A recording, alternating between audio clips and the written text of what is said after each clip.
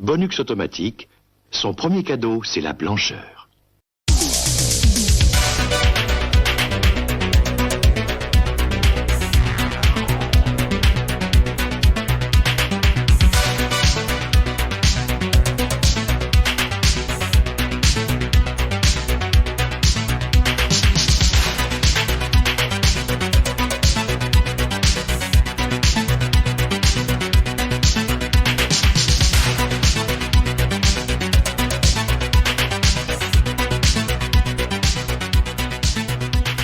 Bonjour à toutes et à tous et bienvenue dans ce nouveau cadeau bonus d'Itis le podcast. Alors pour ce nouveau cadeau bonus, je reçois Spades. Est-ce que ça va Spades ? Salut. Très bien et toi ? Oui, écoute, oui. Et je reçois Imraj. Est-ce que ça va ? Hello, ça va très bien, ouais, merci. Bon Imraj, de retour après quelques numéros sans toi, donc nous avons rassuré régulièrement tes fans, mais tout va bien. Vous avez essayé de me kicker après ma prise de pouvoir sur Freddy, et du coup, voilà, je sors à peine d'un mauvais rêve. Eh oui, c'est ça, exactement. Bon, messieurs, aujourd'hui, on va envoyer du muscle. On va parler de Conan le Barbare. Et non, ça changera un peu des Goonies. Bon. Alors, Conan le Barbare, c'est un gros dossier des années 80, dans tous les sens du terme. Donc, on va déjà parler un peu de ce personnage de Conan le Barbare. Alors, il faut savoir que Conan le Barbare est aussi appelé Conan le Cimérien. Voilà. Ou Connard le Barbant, mais ça c'était la blague quand j'étais gamin. Je me doutais qu'elle allait arriver à un moment, celle-là. Je sais pas pourquoi. Ah voilà, je la place dès le départ. Non, mais comme ça c'est fait. Voilà. Donc, il faut savoir qu'à la base, il s'agit de nouvelles qui sont écrites par Robert E. Howard dans les années 30. Donc, tout cela a été publié dans un magazine qui s'appelait Weird Tales. Weird Tales. Et voilà, il y a également des récits. Donc, c'est un peu, on peut dire que c'est un peu lui qui a donné naissance à l'heroic fantasy. Pas vraiment. L'heroic fantasy moderne. Ouais, voilà.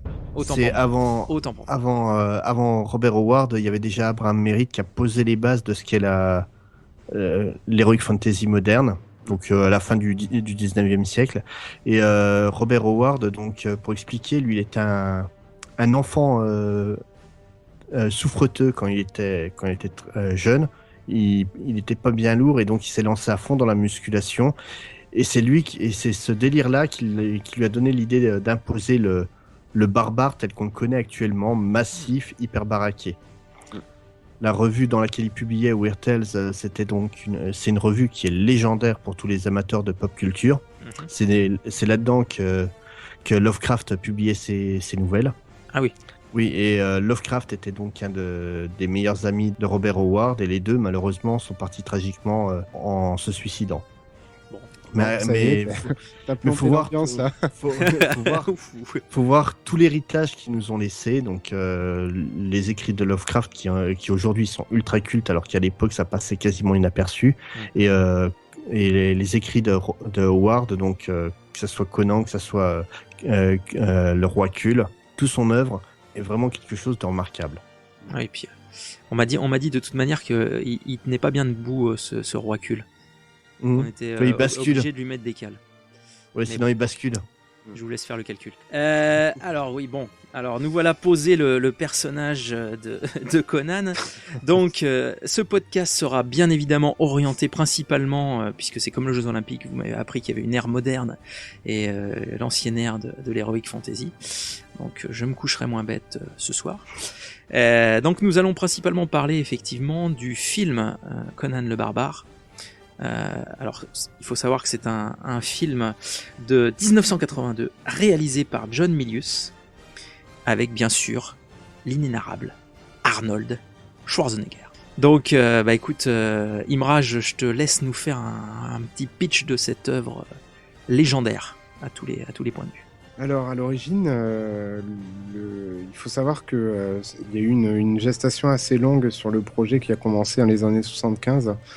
À l'origine, il y avait vraiment un projet de film de Edward R. Pressman, Et il a demandé à Oliver Stone d'écrire une première version du scénario, mais faute de moyens, en fait, il a dû revendre les droits à Dino De Laurentiis, qui a donné les clés à John Milius justement pour s'occuper de réaliser le film qu'on a connu donc en 1982.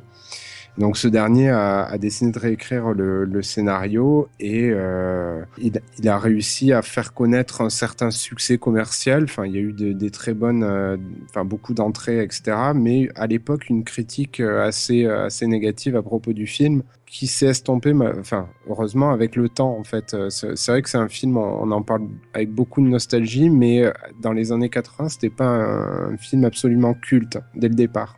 Donc voilà, donc grosso modo, scénaristiquement, c'est un film qui se déroule à l'âge iborien, donc ça respecte l'œuvre originale.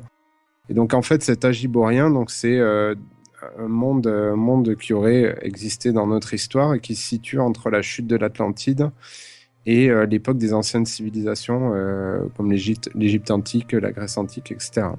Et donc c'est dans cet univers-là que commence le film, et je pense que pour commencer ça, il y aurait rien de mieux que d'écrire ce que nous dit la voix off au début du film, qui dit donc, je vais éviter de prendre la voix du chinois. Du chinois. Ouais, quoique je peux essayer. Ah, tu peux essayer. Entre l'époque où les Dothéens ont englouti l'Atlantide et l'avènement des fils Darius, il y eut une période de l'histoire fort peu connue dans laquelle vécut Conan, destiné à poser la couronne d'Aquilonia ornée de pierres précieuses sur un front troublé. C'est moi, son chroniqueur, qui seul peut raconter son épopée. Laissez-moi vous narrer ces jours de grandes aventures. Merci Michel Leb. Merci. Ça, c'était l'instant ségrégation. Oh, voilà, et donc on retrouve un jeune Conan au début du film qui doit avoir une douzaine d'années à peu près, et qui voit son village dévasté par un bandit qui se prénomme Doom. Dark Vador. Voilà, un petit peu, qui à la fin, on en reparlera.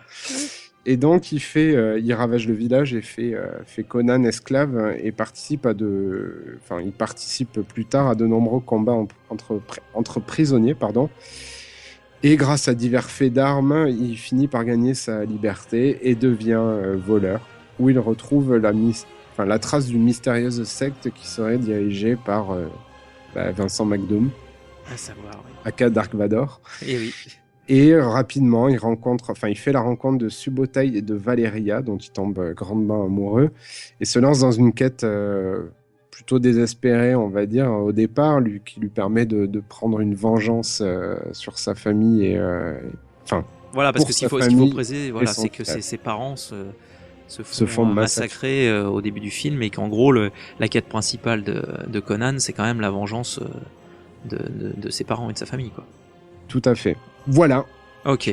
Je pense avoir fait le tour. Ok, alors du coup, tu as mentionné effectivement Tulsa Doom, qui est campé par James Earl Jones, donc qui est la voix et Dark Vador dans Star Wars. Il faut savoir que c'est quand même un acteur avec un physique assez particulier, dans un rôle qui, je trouve, est assez spécial, dans le sens où c'est le méchant, mais il a un côté mystérieux et un petit peu mystique, effectivement, d'où le côté un peu mentor, gourou de secte, comme tu l'as mentionné. Et c'est vrai que c'est hormis capillairement, où c'est vraiment une expérience. C'est ça, il a la coupe de ma fille, en fait, à peu près. Oui, c'est vrai. C'est pas sympa pour ta fille, tiens. Oui, non, c'est vrai. Mais il faudra expliquer à Charlotte, en fait. C'est elle qui a pris la décision. Ouais. Bah, peut-être parce qu'elle savait qu'on ferait un numéro sur Conan.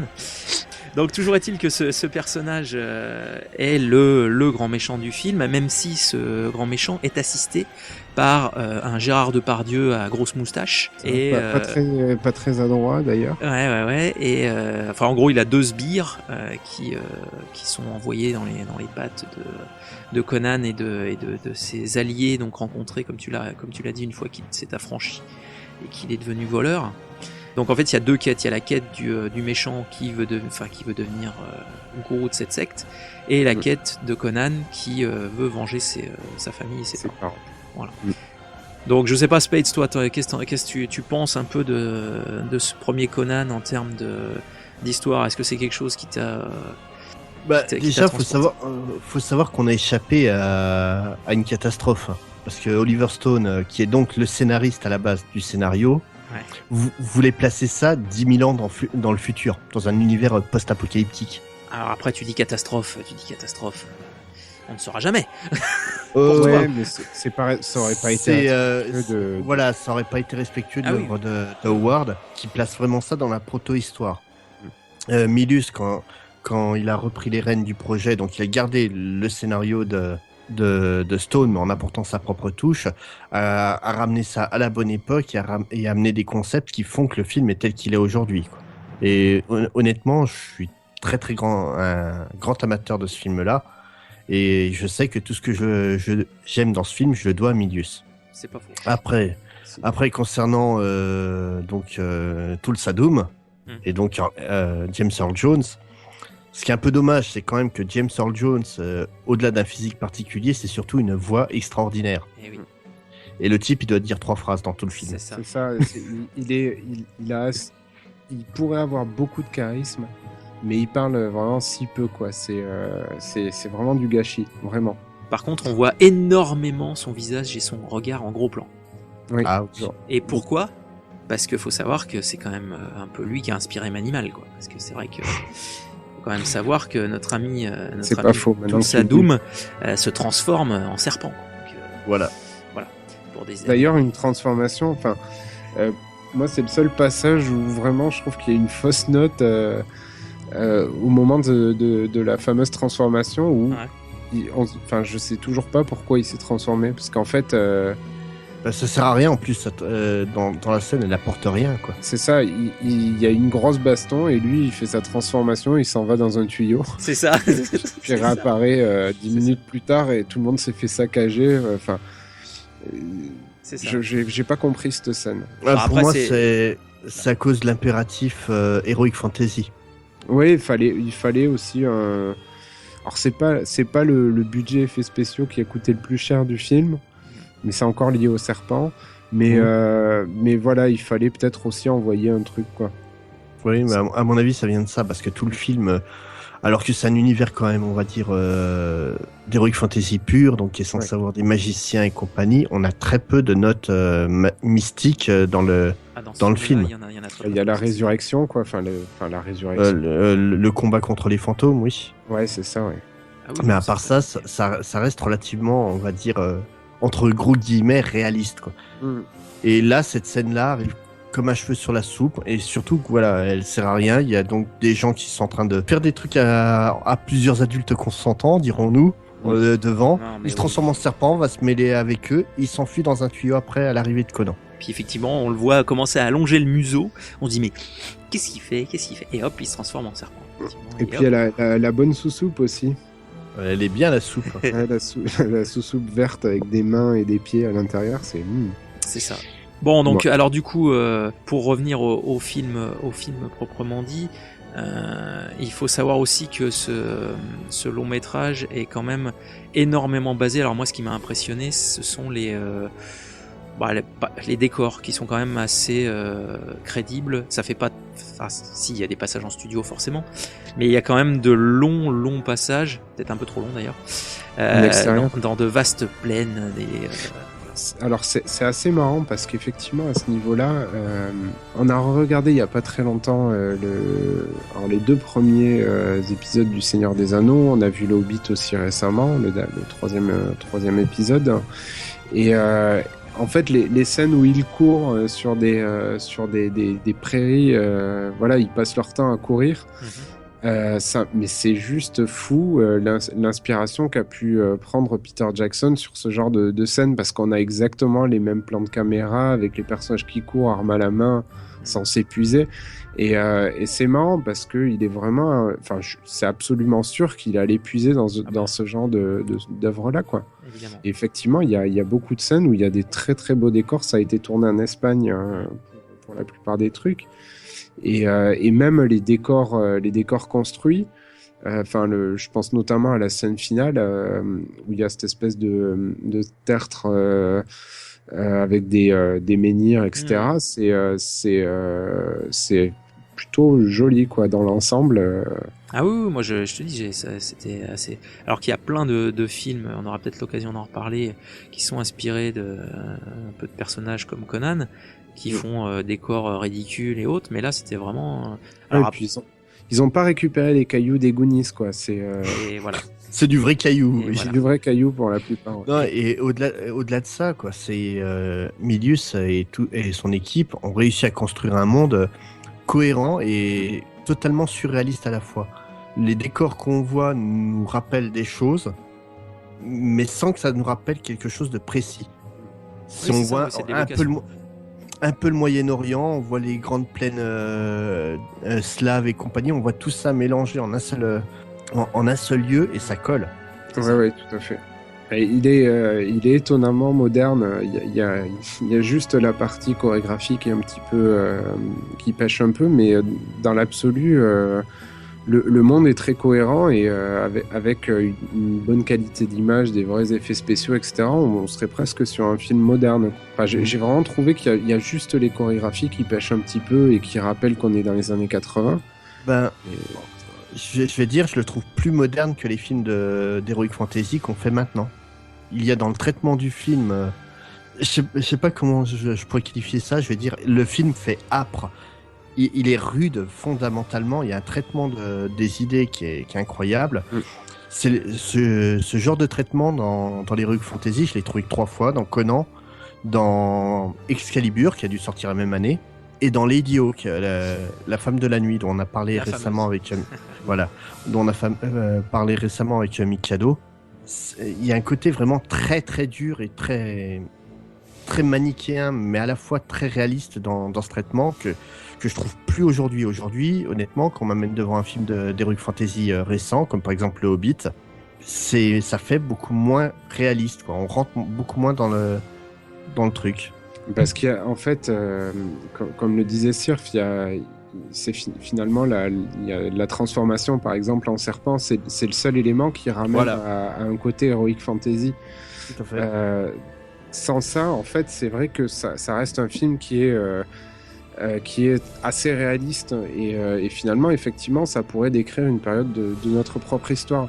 Là où, effectivement, les films modernes vont abuser d'effets spéciaux, etc., pour ajouter des créatures diverses et variées qui te rappellent que tu es dans un film et que tu es vraiment dans une œuvre de fiction. Alors que là, il y a vraiment un côté très réaliste. Très film historique. C'est ça. Voire même, je rapprocherais ça beaucoup aussi des péplums de la grande période comme Ben-Hur par exemple. Spartacus. Oui, tout à fait. Ça ramène vraiment à ça. Il te met dans la figure que peut-être trop d'effets spéciaux, tu les Ah, tout à fait. C'est vraiment la calotte que je me suis pris en voyant le film pour le podcast. Alors moi, pour être tout à fait honnête, je n'avais jamais vu, je pense, le premier film. En tout cas, j'en ai aucun souvenir. C'est-à-dire que je connaissais juste la scène du vautour, mais je pense que je n'avais jamais vu ce film avant. Et donc du coup, ça a été une claque. Il y a des petites longueurs par moment, il y a effectivement les chorégraphies qui sont un petit peu grossières, on voit qu'il tape souvent à côté, etc. Des fois, il y a des passages où genre il va trancher une gorge, le mec il se fait trancher la gorge et de dos, et on voit la giclée de sang 2 secondes après le coup d'épée. Donc c'est des petits détails qui font qu'il y a des maladresses qui sont dues à l'époque. Mais après, c'est fou parce que le film est très très moderne et très réaliste. Alors moi aussi dans ce film, j'étais impressionné par, on va dire, les prestations de Valeria, qui on sent qu'à la base l'actrice est danseuse. Parce que j'ai pu trouver. Sandal Bergman. Voilà. De son vrai. Et du coup, on voit quand même que parce que souvent il y a des combats forcément corps à corps, et elle ajoute une dimension un peu aérienne et un peu fluide dans les mouvements qu'on ne trouve pas forcément. Dans les combats, elle est presque plus mise en avant que Conan parce que. Mais clairement, pour moi, c'est limite le personnage lors des combats. J'attachais plus d'importance à. Alors, peut-être parce que c'est une Le femme, quoi, mais- truc avec Valeria, c'est donc comme tu dis, Sandal Bergman est donc danseuse à la base, et vraiment elle profite de son expérience pour donner un côté aérien, mais pas abusé. Si aujourd'hui on essaie en fait, même dans tous les films, on essaye d'avoir un personnage féminin aérien et compagnie, Genre en Nicolas. général, voilà, par exemple, ça devient totalement n'importe quoi rapidement, malheureusement. Et elle, comme ils avaient peu de moyens pour les effets spéciaux, ça donne quelque chose d'assez spectaculaire, surtout avec Schwarzenegger qui lui est là pour être le barbare de service, donc une brute toute en force au niveau des Qui est combats. pas assez mise en avant, je trouve, à ce niveau-là. Ah, Ouais, en fait, il mériterait de dézinguer un petit peu plus, quoi. Ah oui. Enfin, moi, c'est pas l'image que j'ai de Conan mais disons que pour ceux qui connaissons l'œuvre de Howard, on va critiquer le film sur certains points, notamment le fait que Conan soit représenté de la manière dont il est représenté dans le film. Mais là où c'est judicieux de mettre Valéria en avant, c'est que les femmes sont souvent au centre des histoires de Howard, et c'est vraiment rendre hommage à ça, quoi. Ouais, tout à fait. Je suis assez d'accord. Notamment le personnage de Valéria qui n'est pas créé par Howard à la base, mais vraiment pour le film, et inspiré de la reine Bélite, qui est un personnage mythique pour tous les amateurs de Conan. Et d'ailleurs, actrice qui jouera le rôle de la reine dans un film dont on parlera certainement. Tout à l'heure, oui. Voilà. Puis alors, surtout aussi, c'est vrai que Valeria, quand on regarde l'affiche du film, on se rend compte que quand même Schwarzenegger est un peu en mode mâle dominant au-dessus d'elle sur l'affiche. On se rend quand même compte que le personnage de Valeria, plus le film avance, plus il prend, je trouve, de l'épaisseur. Parce qu'au début, c'est une simple voleuse, voilà, qui rencontre. Et bien sûr avec qui il couche très rapidement, mais ça on le voit venir gros comme une maison. Mais c'est vrai qu'au fur et à mesure, moi je trouve que limite elle prend plus d'ampleur et même que la bascule se fait et qu'elle prend plus d'importance que Schwarzenegger. Et même dès le début, hein, tu prends, oui, la rencontre et il couche avec rapidement, mais ça vient d'elle. C'est pas Conan qui essaye de coucher avec elle, c'est elle qui accepte, c'est elle qui dirige les opérations. Et tu prends la scène où il se prépare pour infiltrer le temple de Tulsa Doom, où il se peigne le corps. J'allais Tu dire regardes, en mode damier. voilà, en mode camouflage. Ouais. Mais voilà. Mais le truc, c'est Valeria et Conan se peignent mutuellement, et c'est elle qui va mettre l'épée dans le fourreau de Conan, et Conan mettra le fourreau de l'épée de Valeria dans son fourreau à elle. C'est vraiment, ils travaillent de concert. Ils sont deux personnes, mais une seule entité réellement. Ils sont vraiment mis à égalité. C'est vrai. C'est pas faux. Et il y a aussi le passage, enfin, il y a deux moments assez forts aussi à son niveau. C'est quand ils ont pillé le temple de Tulsa Doom et que Conan en fait sombre un petit peu dans l'alcool, etc. Parce qu'ils ont plein de richesses, etc. Mais elle est assez sobre vis-à-vis de ça, je trouve. Et effectivement, à la fin aussi, c'est elle brave la mort, entre guillemets, elle revient un petit peu sous la forme d'une Valkyrie et sauve Conan de la mort, quoi. Presque. Tout à fait. Enfin, même presque, c'est sûr. C'est certain, ouais. Et non, elle a vraiment une importance capitale, quoi.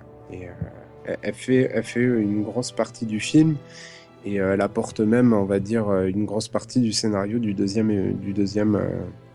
film. Tout à fait. Bon, par contre, après, faut quand même reconnaître certains points faibles, enfin certains défauts sur ce film. Moi, je m'étais noté que le revers de la médaille de ce qu'on disait tout à l'heure au niveau des décors, c'est que c'est quand même assez lent par moment, pardon. Oui. Et que ma femme dirait, mais pour aller d'un point A à un point B, c'est quand même voilà, très très très lent, un peu comme dans Le Seigneur des Anneaux d'ailleurs, comme tu disais, Rage. Et forcément, il y a certains effets spéciaux, alors même s'il n'y en a pas énormément, qui ont du coup assez mal vieilli, comme cette espèce d'apparition entre guillemets entre les menhirs là, l'image floutée. On va trop ce que ça vient faire là. C'est fait par la même équipe qui a fait les fantômes dans Les Aventuriers de l'Arche perdue. Ça se voit. Ouais. Bah, y a, en fait, le plus gros du budget effets spéciaux est passé sur le serpent géant quand il pille la tour. Et là, par contre, c'est pas mal fait. Enfin, personnellement, je l'ai trouvé. Il y a une alternance en fait entre des plans très rapprochés d'un vrai serpent, donc à échelle réelle. Malgré tout, ils arrivent à faire passer l'illusion d'un serpent géant. Et effectivement, cette marionnette géante mécanique qui, honnêtement, j'ai trouvé qu'elle fonctionnait assez bien. Car Arnold Schwarzenegger nous On voit, tue à la Crocodile Dundee. C'est ça. voilà. En Mais fait. on voit le côté robotique de la bête, mais ouais, pour l'époque, c'est super impressionnant. quoi. La peau du serpent. Ouais, ouais. Mais moi, le tour de magie, on va dire, qui m'a le plus marqué, en fait, c'est quand Tulsadum transforme un serpent en flèche. Oui. C'est très très con comme manière de faire, mais ça marche. Vraiment, ça L'idée est assez fonctionne. bonne. Ah ouais. C'est une flèche empoisonnée, donc Oh, bah oui. une arme de femme C'est ça. pour tuer une femme. Bon, sinon, alors, c'est pareil, je m'étais noté quand même que c'était une belle réflexion sur le féminisme, donc par rapport à ce qu'on a dit juste avant, pour l'importance qui est donnée à Valeria dans le film. Bah, c'est marrant parce que je disais, excuse-moi de te couper, hein, il y a eu un succès commercial dès le départ, et succès critique assez moindre, et notamment certains ont critiqué justement le côté Machiste. alors, il y a machiste et puis aussi l'individualisme, alors que finalement, Moi, je trouve pas. voilà, Ouais. bah, c'est les critiques qui ont été les plus sévères en fait sur le côté machiste. Le problème pour le côté machiste, faut pas oublier que l'image qu'on a tous de Conan, c'est les dessins de Frank Frazetta. Bien Où sûr. on a Conan, la hache à la main, une fille à moitié nue accrochée à la jambe. Ouais. Et c'est vrai que même quand on regarde le film, on pense à cette image en permanence. Et qu'au final, on a un personnage très féminin très très fort, mais on a un seul personnage féminin très fort. Ouais, mais qui fait le film, quoi. Oui, mais voilà, l'autre personnage féminin du film, c'est la jeune fille en détresse. C'est vrai. La belle nunuche, quoi. Voilà, et qui est vraiment nunuche, là, pour le coup. Ah ben, ça sert pas à grand-chose, quoi. Ah oui, en plus, oui. Bon, est-ce qu'un de vous deux peut en parler du coup de ce personnage, quand est-ce qu'elle est rencontrée et... Donc en gros, suite à la rencontre entre Conan, Valeria et le voleur Subotai, ils décident de voler le diamant de la tour de Tulsadum.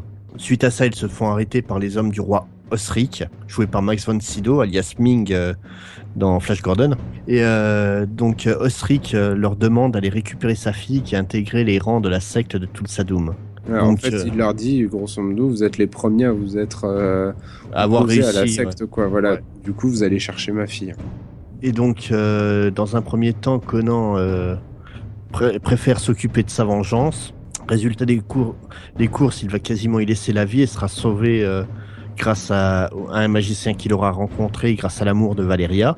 Qui est le narrateur, en fait, au Voilà. début, donc la voix L'asiatique. chinoise asiatique. Tout ça mènera à un combat dantesque contre Tulsadum pour récupérer la princesse.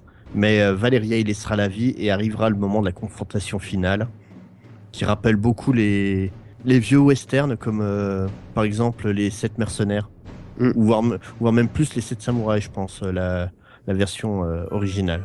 Et donc la fin du film, pendant que t'es lancé, Spades. Conan réussit à tuer Tulsadum alors que celui-ci est en train de faire un discours exhortant ses fidèles à tuer leur propre famille. Leurs regards se croisent, Doom... J'ai le droit. Oui, vas-y. Il y a quand même un gros clin d'œil à Star Wars, quoi. C'est pas possible autrement. James Earl Jones, Limite, je suis ton père, oui. Bah oui, il lui dit je suis ton père, et il y a Conan qui le regarde bizarrement, et il s'ensuit ce qui s'ensuit. Oui. Peut-être Et c'est coupé. pas non. Ouais, non, mais c'est assez marrant en fait de Ouais, retrouver c'est- ça, quoi. Je pense pas que ce soit fait par hasard, quoi. Donc Je sais à pas. savoir qu'il lui tranche la tête. Ouais. Il Qui montre la la jette. tête à tous les disciples et il jette la tête dans l'escalier. Et elle rebondit. Et il y a un vieux bruit de rebond. Pas très crédible. Pour l'ami Tulsadum. Mais bon, il avait bien cherché, bordel de merde. Ah oui. Alors messieurs, je pense qu'on a bien évoqué au moins l'aspect histoire et visuel du film. On va se concentrer maintenant sur un pan absolument indispensable de cette œuvre. Je veux bien sûr parler de la musique, avec l'idole d'Imraj en la personne de Basil Poledouris. Donc, Imraj, rafraîchis-nous les mémoires sur qui est ce fabuleux compositeur. Bah, on l'a déjà, on a déjà cité son nom à différentes reprises, mais voilà, donc c'est Basil Poledouris, le compositeur de Robocop, et puis de beaucoup de choses. Hein, donc, Starship Troopers notamment. Enfin, en fait, il a tellement illustré de films cultes et moins cultes, hein, mais quand même de beaucoup de choses. On pourrait presque y dédier un jour un cadeau bonus, je pense, hein, parce que c'est voilà. Et donc il a quand même signé ici quelque chose d'assez magistral. Enfin, personnellement, je trouve qu'il meilleurs BO, je pense, de films. Ouais, une de ses meilleures et une des meilleures de films des années 80 facile. Ouais, de films tout court. Hein, ouais. C'est vraiment un summum, cette musique-là, quoi. Ouais, et je pense, honnêtement, je vous disais tout à l'heure que je n'avais pas vu le film, par contre, je connaissais les musiques. Mais toutes, qui ont été utilisées sur différents trucs, voilà, que j'ai pu écouter, mais les musiques, je les connaissais par cœur, en fait, et à tel point que j'étais presque surpris en cours de film de les connaître. Donc voilà, donc il faut savoir que... mais il y a deux petits... Alors en fait, il y a une particularité novatrice et une un petit peu moins sur cette OST. Alors ce qui est très novateur, c'est que Poledouris a utilisé un logiciel qui s'appelle Mu5 ou Mu5, je sais pas trop. Mu5. Qui était en fait un logiciel qui permettait d'altérer le tempo de ses compositions. Et donc en fait ça lui permettait de rythmer plus ou moins rapidement les musiques selon les différentes scènes qui s'affichaient à l'écran. Donc c'est la première fois qu'un tel logiciel n'a pas été utilisé, mais première fois que ce logiciel a été cité dans les crédits d'un film, ce qui est assez important. Et la deuxième particularité, c'était que faut savoir qu'il a quand même fait venir un vrai orchestre philharmonique pour enregistrer les trucs, 90 instruments et 24 choristes, un enregistrement dantesque sur plusieurs pistes, mais finalement c'est le dernier film sorti dans un grand studio qui utilisait un son mono. Donc après le stéréo c'est démocratisé vraiment, et c'est le dernier film d'un grand studio à avoir utilisé du mono. Donc voilà. Est-ce que tu nous as choisi une piste en particulier? Je pouvais pas faire plus simple que le thème principal pour moi qui est plutôt complet, parce que on a une musique un petit peu on va dire avec une rythmique un petit peu militaire, avec des consonances un petit peu, plutôt guerrières que militaires, on va dire, et beaucoup de douceur sur la mélodie principale. Et je pense que vous serez à peu près d'accord avec moi pour dire que le thème principal est en plus un des meilleurs qui ait jamais été fait aussi. Voilà. Tout à fait. Bon, on va se l'écouter. C'est parti.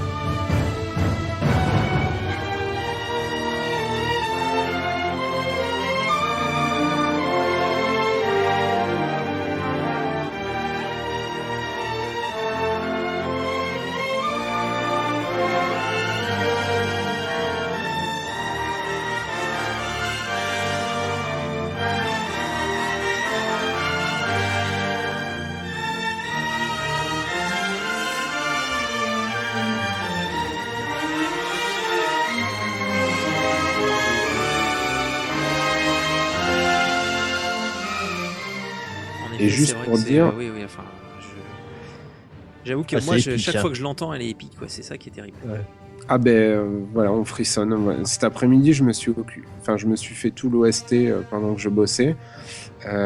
J'ai passé 1 heure à frissonner en permanence.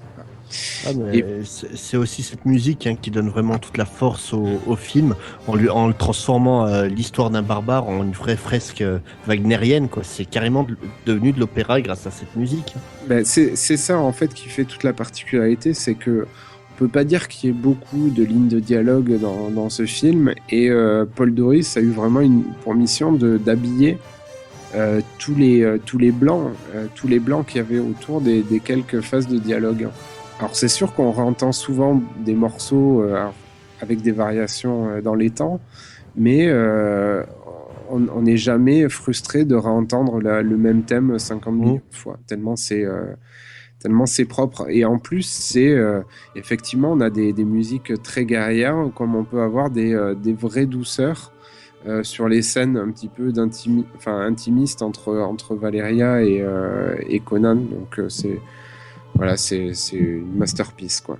Et tout à fait. faut savoir qu'il a quand même commencé à composer ça sur de simples storyboards.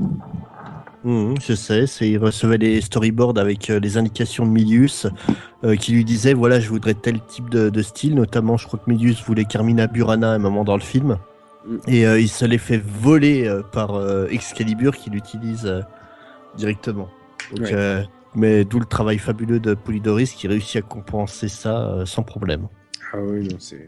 Alors moi, il y a il y a un moment où j'ai trouvé que la musique était beaucoup trop présente.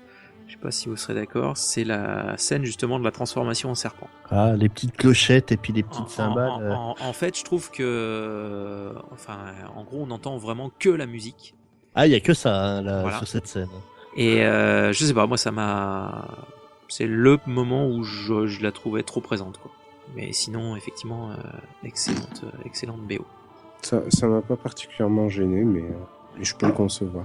Voilà. Bon, alors messieurs, on va basculer sur le deuxième film de cette œuvre cinématographique de Conan le Barbare. On va se parler un petit peu quand même de Conan le Destructeur, un film américain réalisé par Richard Fleischer. Grand monsieur du cinéma. Sorti lui en 1984. Tout à fait. Donc messieurs, pour ce Conan le Destructeur, on va déjà s'écouter la bande-annonce de ce long métrage. C'est parti. Dis-moi ce qu'il faut que je fasse. Tu veilleras à ce que cette chère enfant revienne saine et sauve à mon palais. C'est à nous qu'elle appartient. Elle n'est plus à vous. Mais qui es-tu? Conan! J'ai besoin de toi. Ses pouvoirs et ses sortilèges sont sans limite. Que peut faire un glaive contre la sorcellerie? Jenna doit être tuée. Sacrifiée. Nous verrons cela. Donc, Conan le Destructeur. Conan the Destroyer. Alors, est-ce que Spades, tu peux nous présenter un peu cette suite, on va dire, logique de Conan le Barbare? Donc ça se passe quelques années après le premier épisode. Conan est toujours sous le coup de la mort de Valeria et il tombe sur la reine Taramis qui lui propose de ressusciter Valeria s'il escorte la princesse Jenna en territoire ennemi pour qu'elle récupère un trésor. Mais tout ça cache des secrets beaucoup plus sombres malheureusement. Eh oui. Okay. Voilà, Bon. c'est fini. Alors, que dire de ce deuxième film? Donc moi, en ayant un peu creusé le pourquoi du comment, j'ai recoupé les informations et a priori Conan devait être un peu comme James Bond, à savoir plein d'aventures, Conan à la mer, Conan à l'école, Conan fait du vélo et ainsi de suite. Et Comme les nouvelles de Howard, oui. Voilà, il devait y avoir un peu plein comme les romans de Ian Fleming, plein de différentes aventures. Mais là, on est vraiment sur la suite logique du premier. Enfin, d'après ce que tu nous... Voilà. Alors moi, j'ai trouvé en regardant ce Conan le Destructeur que ça avait été un peu à l'arrache comme scénario pour faire une suite. Ils ont essayé d'amener un petit peu de légèreté au film en introduisant quelques notions d'humour qui fonctionnent pas forcément. Je sais pas comment dire, mais en fait, le film, j'ai l'impression qu'il fait, comment dire, plus années 80 que le premier. C'est ça, en fait. Tu sens le symptôme vraiment too much. Ouais. Mais le pire, c'est donc le film. J'ai fini de le regarder juste avant l'enregistrement, donc c'est tout frais dans ma tête. Le pire, c'est que je suis incapable de dire ce qui ne fonctionne pas dans ce film-là. La réalisation est très correcte. Bah, Richard Fletcher est loin d'être un manchot avec une caméra, hein, même s'il a réalisé un film qui est très moyen, voire même mauvais. Il est Ça- pas catastrophique, ça se Mais, regarde. mais au niveau de la réalisation, hormis les scènes avec des créatures en plastique, qu'on voit bien le plastique, Ouais. ça passe à peu près. Le scénario, c'est un scénario très bateau, très basique, très années 80, Hmm. mais ça passe aussi. Et pourtant, le film ne fonctionne pas, quoi. Moi, en fait, je peux pas dire que j'ai passé un mauvais moment, mais je suis incapable de dire si j'ai passé un bon moment. Vous voyez ce Oui, que je veux dire? C'est ça. Moi, C'est exactement l'indifférence ça. du truc. Pour moi, on retient rien de ce film en fait. En fait, c'est ça. C'est que moi, je l'ai regardé la semaine dernière. Et quand j'ai commencé à préparer mes fiches, c'était lundi, incapable de me souvenir du scénario au premier coup. J'ai dû, tu vois, un petit peu restructurer mes pensées pour me rappeler qu'il fallait qu'il escorte la princesse. Il y a l'espèce de sorcier au départ. Ensuite, il y a le sous-fifre de la reine qui se dévoile un petit peu. Puis il y a l'espèce de tribu qui protège la relique. Et on sait jamais quand. Enfin, on dirait que le film se cherche en permanence un espèce de méchant emblématique comme dans le premier. Sauf qu'il y en a pas au final. En fait le premier est un vrai récit épique. Là, on est juste sur un récit de quête initiatique. Limite, voilà, il passe de stage en stage, il tue le boss final derrière, quoi. C'est ça. Et puis l'ombre de Valeria qui plane au-dessus de tout Voilà. ça. Dans les trucs à retenir, Olivia Dabo qui joue la princesse Jenna est ravissante, mais à part ça, je vois pas grand-chose d'autre à dire, quoi. Oui. Alors, c'est assez marrant, mais Conan, donc Schwarzenegger, on peut pas dire qu'il soit assez gringalé. Hein, c'est une masse, il est impressionnant. Et je sais pas si vous avez remarqué la taille de l'autre. Gambetta de Will Chamberlain, c'est un basketteur de la NBA. Hein. D'accord, donc je comprends mieux. Il y a un plan où ils sont dans la caverne, où ils sont côte à côte et ils font face à la tribu, là. Il fait 3 têtes de plus que Schwarzenegger, quoi. Il est impressionnant. Non, Will Chamberlain, c'est un ancien champion de la NBA, donc forcément... Enfin, à l'époque, il était en plein dedans, d'ailleurs. Il était en plein boom. Voilà. Non, je crois qu'il avait fini sa carrière, déjà. Enfin, ou alors il était en toute fin, oui, c'est vrai. Et il joue pas si mal, hein. Enfin, c'est pas une catastrophe. Non, mais les acteurs, globalement, sont pas mauvais. Simplement, les personnages, on accroche moins Grace Jones. Mako. Voilà, Grace Jones qui est là pour nous faire une Valeria de substitution. Elle a pas le 10e du charisme qu'a Sandal Bergman dans le film original. Elle impressionne par son physique et pareil, elle est voilà. assez agile et voilà, c'est une femme forte physiquement, mais au point de vue de son personnage, il n'y a rien d'autre, malheureusement. C'est ça. Tu parles de la Black ? Oui. Ouais. Ah, elle est insupportable. Ah, mais t'aimes pas Grace Jones ? Ah, écoute, non. Franchement. mais dans n'importe quel film ou juste dans ce Conan le Destructeur ? Écoute, je sais, honnêtement, dans ce film-là, elle passe son temps à crier, quoi. Ah, mais je te dis pas qu'elle apporte forcément quelque chose, mais on va dire qu'en termes de grâce dans les mouvements qu'elle fait, dans les déplacements et autres, c'est vrai qu'on sent que pareil, elle a un profil relativement, entre guillemets, danseuse, comme pouvait l'avoir Valeria dans le 1. Il y a quand même, voilà, mais je suis d'accord qu'après elle a des côtés insupportables, là, ça on est bien d'accord. Et puis après, moi, elle a une dentition qui me fait peur, Grace Jones. Non, mais il y a pas que la dentition, elle fait peur. Ah non, mais elle a trop de dents, c'est pas possible, quoi. Ouais. Après, dans les autres personnages, on a Malak, qui est donc le voleur, qui est juste totalement insupportable. Ouais. Là où avec Subotai, on avait un comic relief discret, qui était là vraiment pour épauler le personnage, lui, il ne sert strictement à rien. Par contre, qui était au-delà de ça. En plus, Subotai était assez intéressant au niveau des combats. Enfin, il apportait quelque chose. Oui. Il snipait bien, plutôt agile à l'arc et tout. Il snipait bien. Ouais. Le gamer. C'est ça, il snipait bien, quoi. La galerie de personnages elle se recherche. En fait, ce film est une recherche perpétuelle. Hein. Ouais, tout à fait, c'est ça. Ils essayent de réitérer un petit peu ce qui s'était passé en premier. Et ils y Le gros arrivent problème, c'est qu'ils trouvent jamais, quoi. pas. Non, Ils cherchent, mais c'est- ils trouvent jamais. Hein. et même musicalement, Ah bah, vas-y, oui, parle-en, mais moi j'ai trouvé pareil, c'est... Non. ben, en fait, dès le départ, je me suis demandé si c'était Paul Doris qui faisait les musiques. Il s'avère que oui, et il était clairement moins inspiré. Enfin, le thème principal de Conan n'est même pas réutilisé, si je me trompe pas. Non, de mémoire, non. Ouais. Non, je l'ai recherché tout le temps.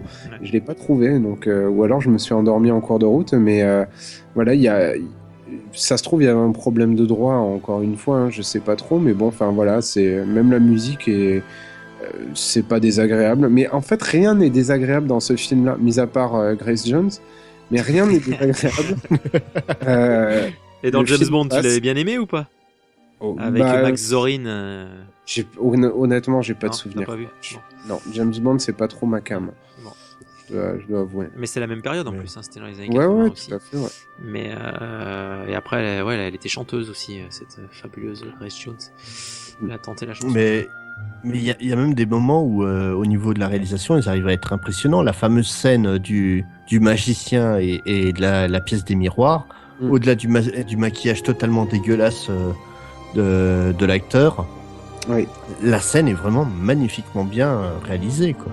Elle est très très bien tournée, ouais. Non, il y a une esthétique qui est très propre. Hein. Ils refont le coup de la forme fantomatique, donc là, avec l'espèce de ptérodactyle. Aussi, Voilà. oui. Le château autour du lac, voilà, bon, il y a une grosse brume pour masquer l'incrustation, mais c'est pas trop mal. Le film est pas... Je sais pas, c'est bizarre ce qui se passe avec ce film. Et je le trouve plus daté que le précédent, quoi. Ah, mais C'est ça, ça. non, mais ça, y a pas photo. Et ça, c'est la faute aux effets spéciaux. Il y en a plus, il y en a trop. Ouais, il y en a trop. Sinon, en faisant des recherches pour le podcast, j'ai découvert que donc le Dagot, la divinité qui est censée ressusciter la jolie princesse Jenna, était joué par un Français, André Rossimov, qui est plus connu sous le nom de André le Géant, Et André le Géant. Eh oui. D'accord. Final Fight, tout ça. Enfin. entre autres, et puis Princess Je croyais Bride. que c'était Et Gérard Princess Bride. Depardieu. Pardon. André le Géant, Un peu le j'adore ce même nom. physique en plus grand. J'adore ce nom. Autre chose, par contre, je me demande si l'ami Dino de Laurentiis a pas eu des gros démêlés avec la société Camel, donc qui fabriquait les cigarettes, parce que il fait systématiquement donner des coups de poing au chameau par Arnold Schwarzenegger dans les deux films. Donc je me dis, il y a quelque chose, parce que Ah. ça fait partie des grands moments quand même. Moi, ça m'a fait marrer à chaque fois. Hein. Mais complètement, quand il se fait cracher dessus par le chameau, l'espèce de patate qui lui retombe. Bim Et dans le deuxième, pareil. Bim coup de poing Mais au et chameau. alors, il a vraiment tapé un chameau, et fort, parce que le chameau se casse la gueule, enfin, ou alors il est très bien dressé. Enfin, mais, dans le deuxième, ça. Parce que Ouais, c'est dans le le deuxième. premier, il est à l'arrêt, donc ça va, mais dans le deuxième, c'est quasiment dès le début du film, d'ailleurs. Ouais, Il il arrive espèce dans de la combat, il arrive, et bim, il met un coup de poing au chameau. C'était magnifique. Bah, en fait, voilà, c'est que la scène dans le premier film est devenue emblématique, quoi. Aujourd'hui, on parle de Conan à quelqu'un qui l'a vu à l'époque, il va se rappeler de la scène du chameau. Ouais. Là, dans le 2, en fait, il a pas tapé assez fort pour assommer le chameau. C'est juste, ils ont utilisé des câbles pour tirer ses pattes arrière et le forcer à se coucher. D'accord. Et tu fais bien de le... Parce que je te jure, ça quand doit- j'ai c'est vu bien la fait, scène, hein. je me suis dit, mais il a vraiment tapé un chameau, là, c'est pas possible. Et puis après, oui, il y a des moments aussi où il chevauche l'animal. Et c'est Oui. vrai que Schwarzenegger sur un chameau, enfin, moi, ça m'a fait, je trouvais ça bizarre. Bah, déjà, en fait, il est plus gros que le chameau. Ben voilà, Mais même quand il y a des têtes à chameau et Schwarzenegger, et non, il a fait non. Je sais plus si c'est dans le premier ou dans le second. Je pense que c'est dans le second. À un moment, il est sur un cheval et tu le vois s'éloigner, mais il est quand même impressionnant, ce type, quoi. Ah bah, il est Et, en proportion. et dis-toi que John Milius, pour le premier film, ne trouvait pas assez athlétique à la base. Eh ben, Ah ouais. Je pense pas qu'on puisse trouver plus athlétique à cette époque-là. bah, il Non, il a- Mister Univers, le mec. Hein. Avec Conan, il a juste lancé le mouvement des surhommes qui a traversé tous les années 80, quoi. Ouais. Avec Il un y aurait pas Dolph eu Conan, Lundgren qui est arrivé et tout. Enfin bref. Voilà, non, mais c'est ça, sans Conan le barbare, on n'aurait pas eu Dolph Lundgren, on n'aurait pas eu, peut-être Stallone n'aurait pas fait la carrière qu'il a fait. Ça a beaucoup joué, quoi. Enfin, en bref. tout cas, messieurs, donc on va pas plus s'étendre sur ce deuxième film, hormis dire que c'est vraiment en dessous du premier et que ça ne restera absolument pas dans les annales. Mais sans être forcément un mauvais film. quoi. Non. Non, C'est mais hilarant, s'il ne doit en rester qu'un, ce sera pas celui-là, ça on est bien d'accord. C'est sûr. Voilà. Voilà. Et Et là, le on peut problème, partir- c'est que, comme souvent, c'est une suite et elle est pas terrible. Voilà. Et d'ailleurs, donc, comme tu le disais, hein, Schwarzenegger avait signé pour 6 films. Cinq Et ou après six, le je deuxième, sais en plus, fait, d'ailleurs. il a rompu son contrat, simplement. Mais sinon, encore un petit point de détail par rapport à ce film-là. La base du scénario, c'était une histoire écrite par Roy Thomas et Jerry Conway, qui sont deux légendes des comics, qui travaillaient beaucoup sur les comics Conan. Les mecs ont été tellement dégoûtés de voir leur histoire maltraitée par le scénariste, donc ça devait être Stan Lehman, qu'ils ont transformé donc leur histoire de base en un scénario pour une BD qu'ils ont sorti plus tard et qui s'appelle La Corne d'Azote, où ils ont juste changé les noms des personnages pour pas qu'il y ait confusion. Comme exactement le même phénomène que Robocop 3, si je me trompe pas. Et oui. On l'avait dit sur le podcast. Mais là, pour avoir lu justement l'histoire de Thomas et Conway, honnêtement, je comprends pas à quel moment on a pu arriver du produit d'origine à ça, quoi. Il y a eu quelque chose de bizarre qui s'est passé en plein milieu, mais Cinéma. oui, ça doit être ça. Bon, voilà, donc du coup, après ce deuxième Conan officiel, on a eu un autre film en 1985 qui s'appelle, chez nos amis outre-Atlantique, Red Sonja, et qui est renommé chez nous en Calidor, la légende du talisman. La légende du talisman. Voilà, déjà rien que ce nom, c'est magnifique. On va déjà s'écouter la bande-annonce de ce long métrage, c'est parti. Un seul homme sur cette terre est assez fou pour la vaincre. Ne faites pas cette folie. Essaye. Pour l'aimer. Pour la rejoindre dans la grande aventure. Arnold Schwarzenegger est le seigneur Calidor. Oui, il est. Deux êtres légendaires unis pour détruire le mal le plus terrifiant. Mais Majesté, que vous faut-il? Le monde est colle. Nous devons trouver l'entrée.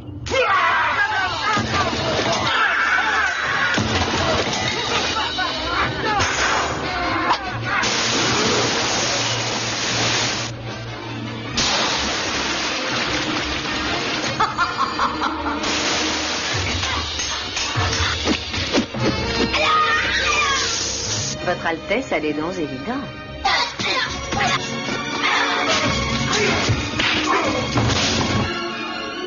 J'ai pour règle de ne jamais prendre une femme qui ne soit pas capable de me battre. Arnold Schwarzenegger, Calidor. Donc c'est un film avec toujours Arnold Schwarzenegger et avec cette fois-ci une autre actrice emblématique des années 80. Je vais bien sûr vous citer Brigitte Nielsen. Alors Brigitte Nielsen, c'est comme qui dirait une actrice qui n'a pas fait non plus une carrière extraordinaire, mais qui avait, je pense, les jambes les plus longues du cinéma des années 80, je pense qu'on peut le dire, parce qu'elle était... Elle était colossale. Ah ouais, c'était... Brigitte Nielsen, c'était quelque chose. Du coup, Brigitte Nielsen, mariée, femme de Stallone à un moment. Voilà. La boucle est bouclée. La boucle est bouclée, tout ça. Il a piqué à Schwarzenegger, enfin bon, bref. La guerre, qui est la plus grosse. Donc pour revenir à ce Red Sonja, donc qui est devenu Calidor pour les raisons évidemment de droit, puisque à la base donc Red Sonja c'est Sonia Larousse qui donc est jouée par Brigitte Nielsen et donc Arnold Schwarzenegger joue le rôle de Conan mais qui du coup a été renommé en Calidor. Et on a même carrément renommé le nom du film pour axer ça sur le personnage masculin en Europe, donc Calidor, la légende du talisman. D'un côté, quand on voit la prestation de Nielsen dans le film, on n'a pas envie de miser dessus. On peut comprendre. Mais en fait, elle devait de reprendre le flambeau au niveau capillaire par rapport à notre ami James Earl Jones dans le premier. Et c'est vrai que la coupe de Brigitte Nielsen dans ce film, quoique en ce moment, ça reviendrait peut-être un peu à la mode, hein, le côté rasé sur les côtés justement. Ça revient à la mode. Long à l'arrière. Enfin, en ce moment, c'est plutôt rasé d'un côté et très long de l'autre côté en fait. Donc, ce serait pas encore tout à fait ça. Mais c'est vrai que dire de ce film? Est-ce que l'un de vous veut nous parler un peu enfin, où est-ce qu'on le place? Est-ce que ça mériterait le nom de Conan? Est-ce que c'est vraiment un sous-Conan? Est-ce que... Moi, C'est un spin-off. Ça pourrait être un spin-off. Ça aurait dû être un spin-off. Ouais. Voilà, le film, ça fait quand même un paquet d'années que je l'ai pas vu. J'ai pas eu le temps de le voir avant l'enregistrement. Non, mais dans vos souvenirs, effectivement, moi, je sais que je l'ai re-regardé un petit peu avant le podcast. J'en ai des souvenirs épouvantables de ce film-là. C'est ça. C'est entre le jeu d'actrice, enfin le non-jeu d'actrice de Leslie Nielsen, entre le comic relief. Brigitte, attention. Brigitte, ouais. Leslie, Leslie, voilà. Il était bon, lui. Mais entre le comic relief joué par le Chevalier Lumière, qui était juste insupportable. Je suis d'accord. Donc Sandra Lieberman qui fait Valéria avant, qui revient. Dans le rôle de la méchante reine sorcière lesbienne, tant qu'à faire, hein, c'est ça. Qui a un masque qui change de côté en fonction des scènes, hein, ce qui montre le... Ah non, mais c'est hallucinant. C'est Jim. Réalisé aussi par Fletcher, qui avait déjà réalisé donc Conan le Destructeur. Ouais. C'est un désastre industriel, ce film. Honnêtement, par rapport à Conan le Destructeur, je sais pas. Pour moi, les deux sont à peu près. Ah non. Non, là il y a des erreurs qui sont impardonnables. Comme je te dis, ne serait-ce que le masque de la méchante sorcière qui switch de côté. Tu payes des scripts pour éviter que ça arrive, quoi. Non, c'est vrai. Non, je te l'accorde. Enfin bon, bref, de toute manière, on va pas trop s'étendre sur ce dossier-là, juste pour signaler quand même la présence de Brigitte Nielsen, mais qui est très mauvaise dedans. Donc bon après, plastiquement, ça reste agréable à regarder. Je vais pas vous mentir. Voilà. J'ai jamais spécialement accroché. Hein, voilà, Brigitte Nielsen dans Le Flic des Beverly Hills 2. Même attention, très gros dossier. Hein. J'avoue que ça m'a. Un dossier, t'es sûr? Oh là, ça c'est dossier ou autre. Non, elle était magnifique. Bref, voilà, on s'égare. Ça y est, je vais encore être ému. Bon, enfin, en tout cas, tout ça pour dire que ça aurait pu être un Conan, mais que ça n'a pas été un Conan à cause d'histoires de droit. Et après, on peut basculer sur un vrai Conan qui a été refait en 2011 avant de parler un peu de tous les nanars qui ont été faits dans les années 80, mais on va quand même se permettre de parler pour rester dans les vrais Conan. De Conan le Barbare qui est sorti en 2011, c'est ça? Si je me souviens bien. Nous allons nous écouter la bande-annonce. C'est parti. Je vois un voyage. Un homme qui traverse les déserts. Un chevalier?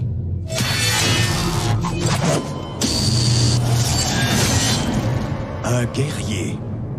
Vos chemins se croiseront.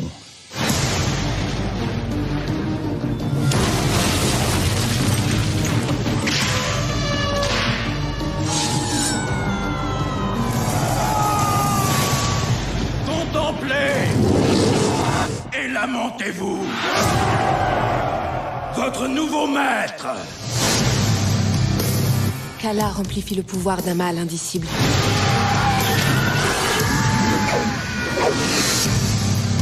Tu as réduit en esclavage tout le peuple d'Iboria. Nul homme ne doit vivre enchaîné. Ya, Kama! Fuis, et je raserai les montagnes pour te retrouver. Donc, Conan le Barbare, écoute, Imraj, est-ce que tu peux nous parler de ce remake, justement? Ouais, donc ça, c'est vraiment dans la mode des années 2010, donc le remake du vieux film des années 80.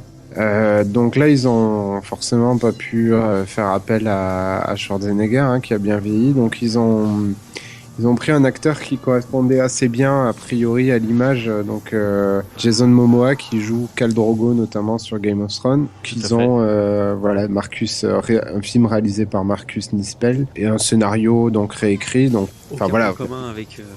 Aucun point commun. Il n'y a pas de personnage commun et finalement une histoire assez bateau, toujours avec une demoiselle en détresse. peut-être quelques similitudes avec le 2, on va dire. Mais voilà, donc c'est honnêtement un peu comme Conan le Destructeur, j'ai pas passé un mauvais moment. C'est un nanar qui est assez bien réalisé, qui a des scènes assez sympathiques, mais Jason Momoa qui correspondait très très bien à son rôle de Khal Drogo, voilà. Autant en tant que Conan, il est pas très impressionnant, il est pas très bon acteur. Je suis assez mitigé sur l'image qui en donne beaucoup plus d'humour, mais vraiment de l'humour premier degré. Bon voilà, donc c'est un film, j'irais pas dire allez le voir, mais si un jour vous vous intéressez un petit peu à la mythologie Conan, bon ben regardez-le quand même, ça reste pas forcément un très très mauvais film à regarder quoi. Et on a oublié de parler d'un film. Exactement, j'allais te le dire, Spade. Parce qu'en fait, on aurait dû avoir un Conan 3 à l'époque. Voilà, en fait, qui aurait dû s'appeler Conan le Conquérant, qui, suite à la perte des droits du nom, ils ont décidé de changer de personnage. Donc Conan le Conquérant devait raconter l'histoire d'un barbare qui accédait au trône et qui subissait des machinations qui visaient à le faire tomber. Et Khal le Conquérant raconte l'histoire d'un barbare qui accède au trône et qui subit des machinations visant à le faire tomber. Non, c'est là ma plus grande frustration sur les deux premiers films, c'est qu'ils se terminent toujours sur Conan un petit peu vieilli sur un trône, et donc il y a le Akiro qui dit mais ça c'est une autre histoire, enfin voilà, il va devenir roi de son royaume, machin. Le roi d'Aquilonia, oui. Voilà, mais ça c'est une autre histoire. Et en fait, en regardant le premier et le deuxième, on se dit mais c'est dommage qu'ils traitent pas de ça, parce que ce serait vachement intéressant. Et donc effectivement c'est quelque chose qui était prévu sur la sextalogie. Mais donc, pour expliquer la qualité du film Khal le Conquérant, donc qui est sorti en 97, je vais juste vous dire les deux acteurs principaux, Kevin Sorbo, qui vient de Hercule, et Tia Carrère. Et voilà. Voilà, ça donne envie. Ouais. Tia Carrère. Oh là là là là, quelle actrice. C'était quoi? C'était les nouvelles, pas les nouvelles aventures d'Indiana Jones. Sidney Fox. C'était quoi son, voilà, Sidney Fox. Voilà, là, c'était quelque chose. Ouais, et puis Kevin Sorbo, Hercule, donc là on aurait il manquait Xena la guerrière, et c'est bon. C'était parfait, oui. Ouais. Xena. Moi je suis désolé, mais Xena pour moi c'est je sais pas, il y a un truc qui s'est passé ouais, il se passe quelque chose. Brigitte Nielsen pour moi. C'est ça. Okay. C'est ça. Ah oui, je serais plus dans la team Xena, hein, quand même. Hein. Ouais. C'est pas grave. Reste avec Brigitte. Voilà. Vas-y, on te la laisse. Ok, ça marche. Bon. Mais donc le film était totalement épouvantable. Hein. C'est une réalisation, on voit qu'il y a à peu près 40 € de budget pour tout le film. Mais pas compris, ouais. Voilà, je pense.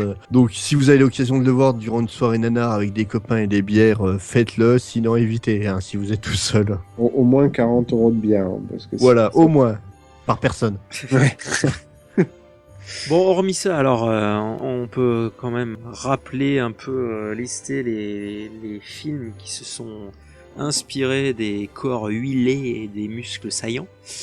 On a eu en 1982 un Dar l'Invincible. Oh là là. Et ça, rien que le nom, j'avoue que c'est mon nom préféré. Dar l'Invincible, avec, donc de 1982, comme je l'ai dit, traduction entre guillemets de Beastmaster. Rien à voir. Mais bon, c'est pas grave, c'est voilà. Ouais, Die Hard, hein, Piège de cristal. Ouais, c'est vrai. Donc, Dar l'Invincible, avec, juste pour vous dire, avec Mark Singer, donc Donovan de V. Voilà, et Don Coscarelli à la réalisation. Certes. Donc, grand réalisateur. Bah, pour les amateurs de films d'horreur, il est emblématique réellement. Oui, mais pas pour ça. Voilà. Pas pour Dar l'Invincible. Non, là non. Après, donc il faut savoir que Dar l'Invincible, il y en a quand même eu deux autres derrière, hein, dans les années 90. Oui. Donc Dar l'Invincible 2, Beastmaster 2 Through the Portal of Time et Dar l'Invincible. Le nom est vraiment mythique. Ouais. Le nom est mieux que le film en fait. Enfin, et de souvenirs, il y avait aussi une série télé. Mon Dieu. C'est d'ailleurs comme ça que j'ai connu le personnage, par la série télé à la base. Mais c'était encore Mark Singer ou pas?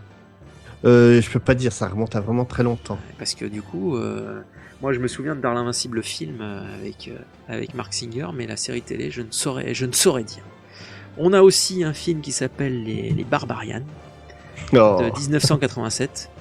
avec des jumeaux assez barbares justement et violents dans ce film. C'est ce dont je me souviens principalement, avec notamment voilà un village de clowns et de saltimbanques, des poursuites dans toujours des plaines à perte de vue, avec des embuscades, des coupages de tête, des coups de hache en polystyrène, enfin bon. Des gros budgets effets spéciaux sur les barbarians. Que citer d'autre, un Krull en 1983. Une Krull, ouais. Enfin, un Krull en 1983 avec un Liam Neeson en mode inconnu. Oui, il jouait un voleur qui va seconder le prince qui essaie de sauver sa belle. Je suis pas sûr que ce soit ce qu'ils mettent en avant sur son CV non. Actuellement. Mais j'ai revu le film il y a quelques mois et c'est quand j'ai vu Liam Neeson que j'ai fait oh la vache. Ouais. À ce point-là, ouais. Ça surprend de le voir dans ce film là. Bon, sinon on a un peu aussi, on a Barbarian Queen, on a Thor le guerrier. Alors Thor le guerrier, c'est pareil, ça c'est j'imagine Spade, c'est le Thor qu'on a eu il y a pas très très longtemps dans un film. Non, la légende de Thor, ça n'a rien à voir ou c'est toujours. Je pense que non, ça n'a rien à voir, mais je pense que c'est dans la même lignée. Hein. Ouais. C'était quoi comme film? J'ai vu ça. Ouais, enfin bref. Donc voilà, donc tout ça pour dire qu'il y a quand même eu un nombre de films inspirés par ce Conan le barbare de près ou de loin, absolument hallucinant, et au final, gros point fort de Conan le barbare, c'est que si on doit en retenir un seul, c'est celui-là, quoi. C'est lui qui a posé vraiment le... Alors le premier, pas forcément, parce que Darl l'Invincible, c'est à peu près en même temps. Donc on peut pas vraiment dire que Darl l'Invincible s'est fait suite à la création de Conan, quoi, tu vois. Peut-être qu'il s'est fait justement suite à la perte des droits sur... je sais pas, c'est une supposition. Non, rien à voir. Rien à voir. Le concept de base de Dar est à l'opposé total de ce qu'est Conan. Ah oui. C'est simplement, voilà, il y a eu une petite mouvance Heroic Fantasy. Conan est arrivé au même moment. Ouais. Et c'est Conan en fait qui a poussé tout le reste de la vague en avant. C'est ça. D'accord. Si Dar l'Invincible et Conan sont arrivés en même temps, l'existence de Dar l'Invincible 2, on la doit à l'existence de Conan. C'est ça. Pas de Dar l'Invincible 1. C'est ça, ça a encouragé les investisseurs et autres à mettre un peu de sous dans des films qui auraient jamais vu le jour sans le succès de Conan, quoi. Ouais. Parce qu'ils se sont dit, oh là là, il y a un public, et bim, on y va. Voilà. Et puis voilà. Bon, et puis je me dois quand même de mentionner, alors c'est pas un film des années 80, mais le fabuleux Donjons et Dragons, donc sorti en 2000. C'est une trilogie, mais alors... Alors, moi je sais que j'étais allé voir au cinéma cette horreur. Et je dois vous dire que ça fait partie de mes souvenirs les pires de films vus au cinéma. Et il y avait Jeremy Irons dedans. Et j'aime bien cet acteur, mais c'est simplement pas possible. Il jouait le sorcier maléfique. Exactement. Et il y avait un chauve qui était avec lui aussi, qui était impressionnant dans le film. Ah oui, non mais enfin, après si tu veux, j'ai pas revu depuis, hein, mais enfin, pareil, hein, mais ça m'a marqué profondément. C'était une purge et en plus, vraiment, il n'avait de Donjons et Dragons que le nom, quoi. C'était. Ah oui, c'est ça, c'est-à-dire mais que le pire, c'est qu'ils ont fait 2 suites. Mais ouais. Ouais, mais les 2 hein. autres ont dû peut-être sortir qu'en DVD directement. Ouais, ça peut être des directs. Chez nous, oui, mais après, aux États-Unis, je peux pas te dire. C'est quand même incroyable d'aller chercher une licence comme ça pour tromper les gens, finalement. Ça n'avait vraiment rien à voir. Ah, mais tu peux t'arrêter à ça n'avait. Hein. Ouais. C'était que je me trompe pas, hein, c'était bien, c'est contemporain. Fin 90, début 2000, ouais. Non, mais ce que je veux dire, c'est dans l'histoire, c'est bien le truc où ils vont creuser. Je crois qu'il y a un chantier et ils creusent. Ah non, rien à voir. Non, c'est pas ça. Je confonds. Ça, c'est l'âge du feu, un truc comme ça. Non, où ça, ils se retrouvent avec des dragons à notre époque. D'accord. Bon, non, c'est une histoire de sceptre magique en fait. Oui, c'est vraiment un truc heroic fantasy. Voilà, où justement, il y a une des personnages qui veut se procurer le sceptre. Et du coup, il y a d'autres personnes qui briguent le même sceptre et envoient des guerriers, des acolytes du méchant. Et puis ensuite, En fait, Alors, en gros, je me souviens d'une histoire, je te dis, de sceptres et de bâtons et qui passent leur temps à courir après ça, mais c'est ridicule, c'est ridicule. Enfin bref, j'avais été très très déçu parce qu'à l'époque j'étais à fond Donjons et Dragons en termes de jeux de rôle et autres. Et enfin, bref, rien à voir. Voilà. Bon, sinon on va reparler quand même de choses un peu plus positives. On va évoquer d'autres aspects de Conan, à savoir, par exemple, tout le pan des comics de Conan. Donc Spades, je pense que tu as quelques dossiers à nous sortir sur des comics de Conan. Donc alors, si je vous fais l'historique, on a un podcast d'à peu près 5-6 heures. On va faire une version Reader Digest. Voilà. Donc je vais me concentrer vraiment sur 3 parties des BD de Conan qui sont disponibles en français, tant qu'à faire. Tout d'abord, la série juste Conan, écrite par Kurt Busiek et dessinée par Cary Nor. Ça doit être en 6 volumes chez Panini. Ça reprend des histoires classiques de Howard et c'est vraiment très très bon à lire. Dans le même registre d'idées, on a une série un peu plus récente qui doit être en 3 tomes, écrite par Brian Wood et Becky Cloonan sous le titre Conan le Barbare, toujours chez Panini. Et enfin, vraiment le gros dossier, c'est donc l'intégrale chronologique de la série Savage Sword of Conan, qui a donc duré de 71 à 95 de mémoire. Ah oui. À la base, édité par Marvel aux États-Unis, et c'est juste, on retrouve tous les plus grands noms dessus. Dans Savage Sword of Conan, c'est Roy Thomas qui est le scénariste principal. On retrouve au dessin du Neil Adams, du Jill Kane, du Barry Windsor Smith, du John Buscema. En fait, que des grands noms du comics. C'est vraiment somptueux à lire. Ça a été édité à peu près 1 million de fois en France, sous tous les éditeurs à toutes les époques. Et vraiment, si vous voulez lire du comics Conan et que vous êtes un nouveau lecteur de comics, allez plutôt vers les séries de Kurt Busiek et Brian Wood. Mais si vous êtes amateur de BD surtout, vraiment prenez l'intégrale que fait Panini de Savage Sword of Conan. D'accord. Okay. Et il y a des petites images brillantes aussi, ou avec un Conan non? Parce que Panini, c'est ceux qui font les images du même nom. Qui ont fait les images, oui, c'est qui font toujours d'ailleurs. Enfin, c'est la division comics, mais. D'accord, il y a une division comics chez Panini, je savais pas. Voilà, c'est eux qui publient tout ce qui est Marvel en France notamment. D'accord. C'est pas eux les sandwicheries. Oh là là, non, je serais pas. Elle vient de trop loin. Elle vient de trop loin, celle-là. Non, par contre, faudra qu'un jour, Spades, je passe 2-3 mois chez toi pour lire tout ça, en fait, hein, parce que voilà. Mais vraiment, si vous aimez les BD, la BD plus que le comics, vraiment dirigez-vous vers. C'est les Chroniques de Conan, le nom des intégrales chez Panini. Prenez ça parce que ça vaut vraiment le coup. Que ça soit graphiquement, que ça soit au niveau scénario, ça fait un peu désuet, mais franchement c'est très agréable. On est sur quelque chose qui est proche de Rahan et des choses comme ça, ou rien à voir? Voilà, vraiment, si tu peux te lire ça entre 2-3 albums de Rahan, les doigts dans le nez, quoi. D'accord. Sans dépaysement. Voilà. Eh ben, merci Spades pour cet aspect comics. En termes de jeux vidéo, alors on est obligé quand même d'en parler un petit peu parce que je pense qu'on a tous été marqués par un certain nombre voire un jeu. Enfin, une saga. Voilà, une saga inspirée de Conan. Donc Imra, je sens que tu meurs d'envie d'en parler, donc allez, vas-y. Bah, moi, au moins sur le premier jeu, on laissera Spades pour évoquer 1 ou 2 autres titres après, mais vas-y, parle-nous. Ouais, ben moi, en fait, voilà, dans le contexte, vous le savez, hein, je suis de 83, et ma première machine, c'était un Amstrad CPC 464, suivi d'un Amiga, et j'ai connu donc très tôt et très jeune la saga Barbarian.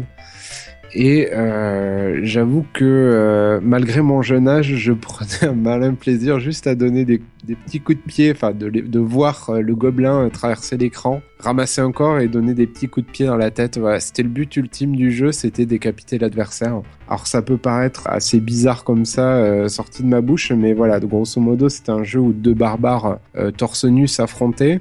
C'était un versus fighting, mais avec C'était un versus fighting. Avec des épées assez lents, hein, finalement. Surtout sur Amstrad CPC. Ouais. Déjà, il fallait... En fait, les parties étaient au moins aussi longues que les temps de chargement. J'exagère à peine. C'était assez excellent parce qu'il y avait tout un habillage, donc la couverture, enfin la boîte du jeu était exceptionnelle, donc c'était une illustration assez connue. Enfin voilà, je vous laisse. On se rappelle bien de la photo de la boîte. La description que tu faisais avec le barbare et la jeune femme accrochée à la jambe, c'était à peu près ça. Enfin, c'est un jeu, pour moi, c'est absolument mythique. Et c'est vrai que moi, quand on parle de barbare, en fait, je pense à ça avant de penser à Schwarzenegger, quoi. Et donc la fameuse décapitation, effectivement, avec après le coup de pied dans la tête. Ouais. Bon, ok, bah écoute, ouais, ce Barbarian, je pense qu'on l'oubliera pas de sitôt. Par contre, moi, il y a un autre jeu où ce que j'associe de suite à Conan, c'est Golden Axe, quoi, tu vois. Ah oui, tout à fait. Pour le coup, s'il y a un jeu alors j'ai pensé aussi à Altered Beast, mais Golden Axe, pour moi, c'est vraiment Conan, quoi. Parce qu'il y a les persos, les deux persos masculins, féminins, les décors, là où tu te balades, enfin, c'est vraiment, il y a des grosses similitudes, je trouve, avec Conan. Ah oui, tout à fait, oui. Après, non, je suis d'accord avec ça. Après, moi, dans le même style que Golden Axe, mais en jeu solo pur, je pense aussi à Rastan, qui était donc... moi, j'ai connu la version Master System, mais il était aussi disponible sur CPC, Commodore 64 et ZX Spectrum. Donc Rastan, c'est simple, hein, c'est un jeu de plateforme où tu joues un barbare, et tu dois passer 6 ou 7 mondes pour tuer un sorcier maléfique. Et le truc pour ce jeu, c'est que pour finir le jeu, tu as une seule vie, 3 continues, et des hectolitres de sang. Sinon, dans d'autres jeux un peu plus récents, je pense à Gods, des Bitman Brothers. Exact. Qui était la musculature du personnage. Ah oui, casqué, tout à fait. Là, où on voyait jamais son visage, effectivement. Il y a Gods, ouais, c'est vrai. Et qui était aussi une belle performance technique à l'époque. Par contre, aucune musique. Je me souviens très bien parce que moi, j'aimais beaucoup les jeux où il y avait des musiques et pour le coup, Gods, aucune musique. Ah, t'entends que les pads voilà. Du type. Et les coups de poing. Avec voilà, c'est ça. Ouais, Gods, c'est sympathique le bien joué, ouais. Bah, je crois que messieurs, on a balayé ce je peux citer une dernière petite œuvre, histoire de changer de média encore. Oui. Bande dessinée. Je sais pas si vous connaissez Crâne le barbare. Donc en fait c'est une BD humoristique, hautement humoristique. C'est pas très très joli, mais alors j'ai lu ça il y a longtemps, mais c'était assez sympa. Donc ça raconte l'histoire de Crâne, donc qui est vraiment très inspiré de Conan. Et il y a deux petites choses qui m'ont marqué au niveau de cette série. La première, c'est une citation. Il a une phrase, une catchphrase qu'il utilise en permanence. Elle dit, grosso modo, il y a des jours où faut pas me chercher et il y a des jours tous les jours. Donc ça, c'est de la philosophie barbare. Et l'autre petite anecdote assez sympathique, c'est que, donc comme je vous ai dit, c'est très parodique, hein, et le tome 7 s'appelait à la base La Princesse Viagra. Et en fait, ils se sont fait attaquer en justice par les labos Pfizer. Et donc, ils ont réussi à faire renommer la BD, donc ils l'ont appelée la Princesse de Mormoy. Voilà. Honnêtement, alors je sais pas si ça vaut le coup d'acheter ça, parce que bon, c'est une BD assez anecdotique. Mais si vous avez l'occasion de l'emprunter à la bibliothèque ou vous la faire prêter, c'est une lecture qui est assez rigolote, quoi. Voilà, c'est complètement stupide. En fait, il se fait bannir de son village parce que il est tenu pour responsable d'une malédiction qui réduit la taille du sexe de tout le village. Et il doit partir pour trouver une solution, quoi. Voilà. Et donc, il rencontre une espèce de sous-fifre qui s'appelle Cunu, qui est forcément Cunu. Voilà, donc il y a une espèce de mélange entre Valéria et Xena la guerrière, qui a un nom assez félin si je me souviens bien. Enfin voilà, c'est très rigolo. Finir là-dessus, c'est sympa. Merci. Finir sur Cunu. Hein. Voilà, finir sur Cunu, c'est magnifique. Rien de mieux, rien de mieux. Bon, bah merci messieurs en tout cas d'avoir évoqué cette belle saga Conan ensemble. Je vous donne rendez-vous, chers auditeurs, à très très vite pour un nouveau cadeau bonus ou un nouveau numéro d'Eighties de podcast. N'hésitez pas à nous laisser vos commentaires sur notre site internet eightiesdepodcast.fr, sur notre page Facebook ou sur notre Twitter. Et puis bon, on vous dit à très bientôt, et puis on va se quitter sur une petite musique de Conan le Barbare, histoire de détendre un peu l'atmosphère. Bon messieurs, à très bientôt. Ciao. Salut, ciao. Salut tout le monde.